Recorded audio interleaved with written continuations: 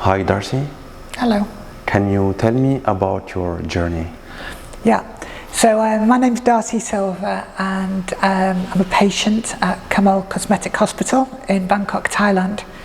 And my journey here has been, well, it's been very interesting. I mean, to start with, I always knew I was a girl, even when I was about 3 years old. I just always knew. And it's hard to explain. People say like, well, how did you know? And it's like, how do you know anything? How do you know you're a guy or a girl? I just am. And so like life was very difficult, and I had a horrible childhood and all kinds of abuse and stuff, and it was horrible, and I was bullied throughout life, but I still knew I was a girl. And it doesn't age well being transgender. People think, oh, it gets better with age. It's the opposite. It just ages badly. And I mean, school was terrible, and during when I was about 20, I met my ex-wife, and at that point I was in a stage of denial. So I was trying to be a guy, even though I clearly wasn't. I just wanted to be normal. And anyway, we got married. I was together with my wife for 15 years as man and wife, and I never told her that I was a woman. And most people knew. It was obvious to everybody apart from her. So when I told her, I thought she was going to say, well, yeah, everyone knows that, but she didn't. She went absolutely crazy and said, I'm not a lesbian and I don't want to be with a woman. And so we tried to make it work for about 2 years, and you know, we really struggled and we wanted to make it work, but she just didn't. Should I wait until they stopped talking? No, that isn't. We tried to make it work for about 2 years, and the problem is we love each other, so I love her and she loves me, but she's not lesbian and doesn't want to be with a woman. So it's really complicated, and like, you know, from my point of view, she's not changed, you know, so I get it, but from her point of view, it's like her husband is now a woman, and when I grew my hair long, everybody just instantly gendered me as female, which obviously I loved, but she wasn't so keen on. And she found it very difficult, and I understand that from her. I just wanted her to love me for me, you know, not the body. It's just a vessel for me. But she was very much like, I want to be with a woman. So we, to make matters even worse, she has an eye disease, and so we stopped everything. We stopped life about 3 years ago, sold everything, borrowed money from the bank, and went backpacking around the world for 2 years. So we went everywhere, mostly around Asia, and we had the time of our lives. And then when I got back, I was like, I have to transition. Like it's hard to explain. It's like living in a relentless pantomime. You just can't do it forever. It gets unbearable. It just eats you up, and you just can't do it. Eventually, at some point it gets you, and people transition in their 70s.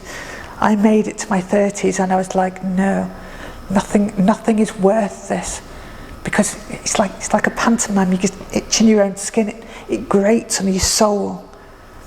It's very difficult to explain, because people will think, well, you loved her, like she's a woman with a vagina, you're a man with a penis, like what does it matter if you wear women's clothes or not? You know, they're just clothes. But it's more than that, and that's what people don't tend to understand. It's more. It's like living in a relentless, never-ending pantomime. Your whole life is a lie. You just want to be yourself. You want people to see you as you. You have to be what you are. I used to use an analogy like, if you're a football fan, it'd be like wearing the opposite side's kit, but that times a million. Like, you know, it hurts you. So anyway, the relationship was going down, even though we loved each other. She didn't want to be with a woman. She stopped holding my hand. She made me change my hair. She wanted me to change my clothes all the time. And I said in the end I had enough, and we had one big argument about 3 months ago. And I said, I'm going to transition, I'm going to Thailand, and I'm going to have the surgery. And she said, if you do the surgery, then that's it, we're finished. And I said, so be it, okay. And I'd threatened it before, and I'd always back down because I love her. I still love her, and she loves me. But I booked it. I called the hospital, and it was like the brake had been taken off, and there's nothing I could do. As soon as I acknowledged I was transgender years ago, same thing, the brake came off, and the future was almost written. There's nothing I could have done to stop me being here now. As soon as you kind of accept it, I'm like, I accept that I'm a woman, that's it. It was always going to happen, I was always going to transition, it was always going to be me. It was just a matter of time, and I tried to fight it, but you can't win. So the quicker you just accept it, deal with it, and become yourself, the better. But yeah, so 3 months ago, I booked it. I was like, I'm coming here, I'm going to do it, and I did. And she didn't believe I was coming until I left the house on that morning. And I waved to her, I cried, she couldn't believe it was happening, and I came here. And the reason I chose this hospital is mainly it's the biggest plastic surgery hospital in terms of size in the world. It's massive, but it's just super luxurious. It's just, you know, it's just a lovely hospital. I'd heard good reviews from everybody everywhere. The surgery itself is good. They own their own hospital. A lot of plastic surgeons, they'll rent a hospital bed in another hospital, and then because it's expensive for them, after a few days to kick you out, like go to your hotel. I'm like, no, you know, I want to be looked after. And because they own their own hospital, the care is just so much. You know, it's had full care. So the surgery I chose is called PPV, which stands for penile peritoneal vaginoplasty. And the reason I chose it is because it's the best thing ever. It's better than penile inversion, it's better than colon, better than skin graft. It's basically the lining of the abdomen, but they use this technique on cisgender girls. There's 1 in 4,500 girls who's born without a vaginal canal. I didn't know any of this. So they have the vulva, the outside, and they have the womb, but they don't have the canal. I can't believe how common it is. But what they do for these girls is they use the peritoneum, which is the abdominal lining, and it's elastic, it self-lubricates, so it's wet, it's normal. And they've done this for about 60 years from what I've read. I don't know why it's so new for transgender people.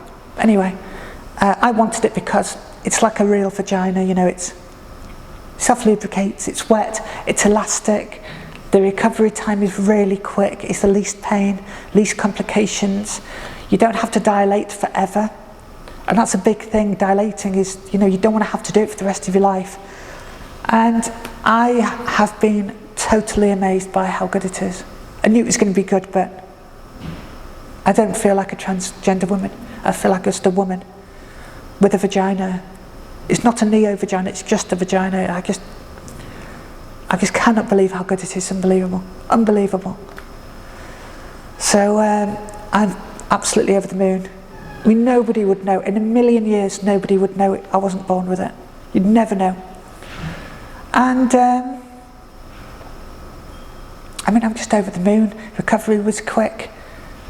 And the thing about getting gender reassignment that I've found, I mean, people know they need it because they have the pain and the suffering of being in the wrong body, and the genitals are a big part of that. But it's like an iceberg. You acknowledge the top bit of the dysphoria that you suffer with, but there's so much below the surface that you just don't know is there because you suppress it so much. But when I had the surgery, I was just elated, and I can't put words to it. I happy cried. I was in the recovery room and I looked down and it was smooth, and I just cried and cried.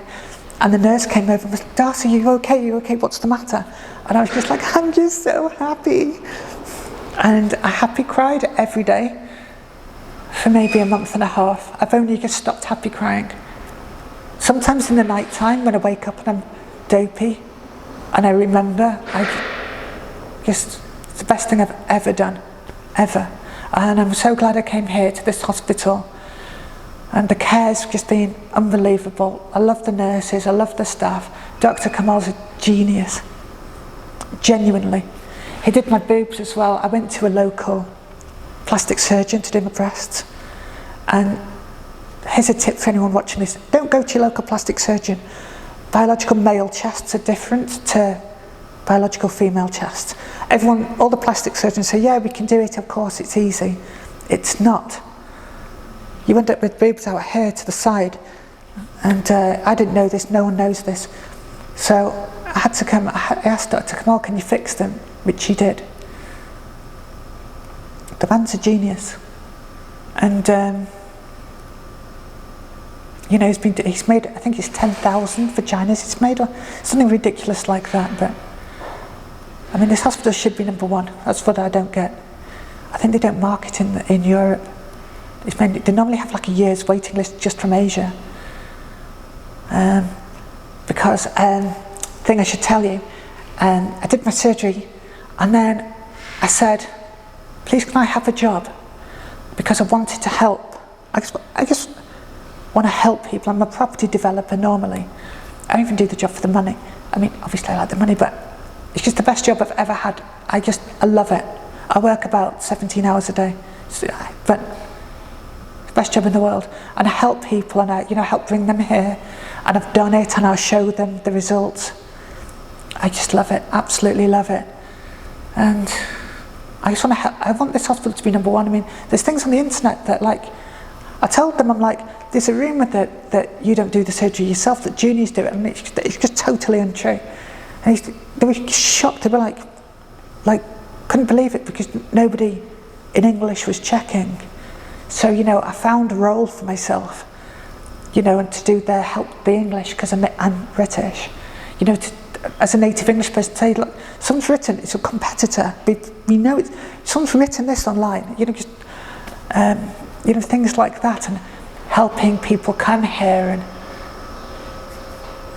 I just want people to know that this is pretty much the best place you can come. And we do all the techniques. We do penile inversion, we do colon, we do skin graft, and we do PPV. We do all of them, and we don't push any particular one.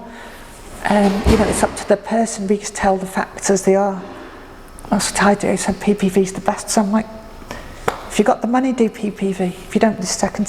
But some people want different ones anyway. It's up to everyone. But I work here, I'm happy, I love it, and that's my story. Thank you so much.